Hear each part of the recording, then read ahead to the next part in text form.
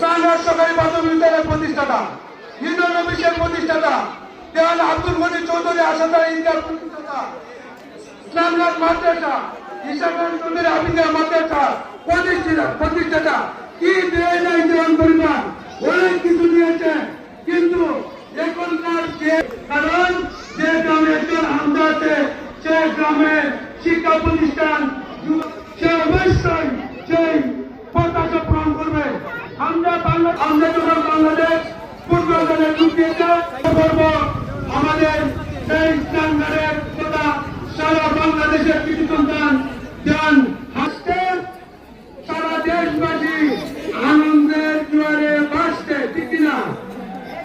আমরা আমি ধন্যবাদ জ্ঞাপন করছি এই তরুণদের বিশ্ব নেতা অন্তর্বর্তী সরকারের মাননীয় প্রধান উপদেষ্টা।